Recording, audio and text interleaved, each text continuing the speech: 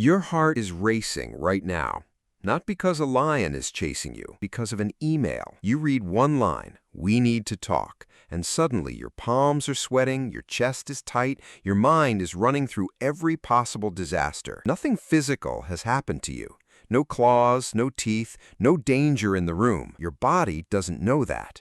Your body is reacting exactly like it would if a predator had just stepped out of the tall grass 200,000 years ago. And that's not a coincidence. That's not you being weak or dramatic. That's a 300,000-year-old alarm system doing exactly what it was built to do in a world that no longer has anything for it to do that job on. Let's start with what's actually happening inside you. Deep in your brain, there's a small almond-shaped cluster of neurons called the amygdala. Its entire job is threat detection.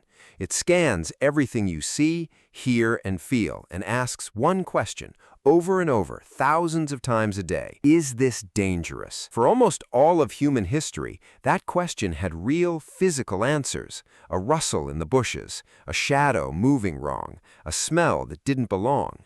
The amygdala evolved to answer that question in milliseconds, faster than conscious thought, because the humans who hesitated to think it through got eaten, and the humans who reacted instantly survived to pass on their genes. You are descended from the ones who flinched first and asked questions later. Every single one of your ancestors, going back hundreds of thousands of years, survived long enough to reproduce, partly because their alarm system was fast, twitchy, and impossible to ignore. Here's the problem. That system was built for a world with lions in it. You don't live in that world anymore. But nobody sent your amygdala the memo, so now it fires at things that were never supposed to trigger it. A notification sound, a slightly cold text from someone you like, being put on the spot in a meeting, scrolling past a headline about something terrible happening somewhere you'll never go. None of these things can kill you, not one. But your amygdala can't tell the difference between a predator and a Slack message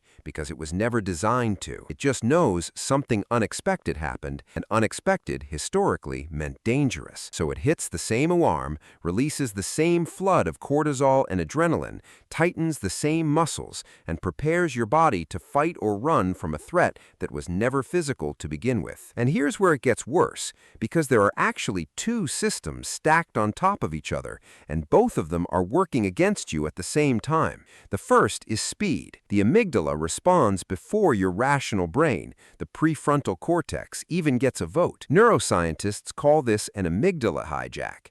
Your body is already sweating and your heart is already pounding before the thinking part of your brain has even finished reading the sentence that scared it. You don't choose to panic. The panic starts before you're in the conversation at all. The second system is what researchers call negativity bias, and it's just as old.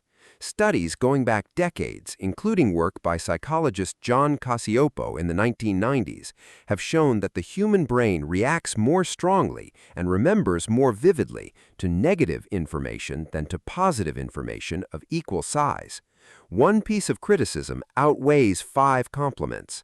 One bad review sticks. 10 good ones fade. That's not you being negative. That's an ancient survival rule. For a human on the savannah, missing one piece of good news, a fruit tree, a nice day, cost you almost nothing. Missing one piece of bad news, a predator, a rival tribe, a poisonous plant, could cost you your life. So the brain that survived was the brain that leaned hard toward the negative every time, without exception. That bias didn't go away when the predators did. It's still running, scanning your modern life for lions and finding them everywhere it looks because it's built to. This is why you can have an entire good day, 10 things go right, and still lie awake replaying the one awkward thing you said in a meeting 8 hours ago. Your brain isn't broken. It's doing exactly what kept your ancestors alive.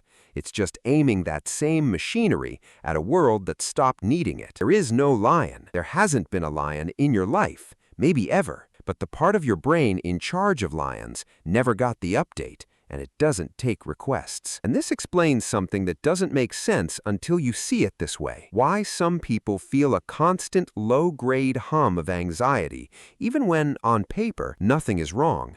Job's fine, relationships fine, no actual threat anywhere nearby. But the alarm system doesn't just wait for danger anymore. In a world with no predators to spend itself on, it starts generating its own, scanning for anything that could be interpreted as a threat, an unread message, a tone of voice, a silence that lasted a second too long. Chronic modern stress isn't a sign that your life is dangerous. It's a sign that a system built for occasional, intense physical danger is now running constantly at low volume with no off switch because it was never given one. In the ancestral world, the alarm went off, you dealt with the lion or you didn't, and then it was over, one way or another. In your world, the alarm goes off and there's no lion to resolve it, so it just keeps running in the background all day, every day. So what do you actually do with a threat detector that's stuck 100,000 years in the past? You can't switch it off. It's not a setting, but you can stop mistaking its alarm for the truth. The racing heart before a hard conversation isn't a warning that something terrible is about to happen. It's an old system misreading a new situation. The name for that gap has already been studied for decades. It's called evolutionary mismatch, and once you can see it, you can start to talk back to it. Not by silencing the alarm, but by recognizing it for what it actually is, a lion detector, going off in a world that ran out of lions a long time ago, still doing the only job it has ever known to do. Tomorrow, your inbox will ping, and your heart will jump before you've even read the subject line. That's not you overreacting. That's 300,000 years of survival wiring firing exactly on schedule. The lion's gone. The alarm never got the message.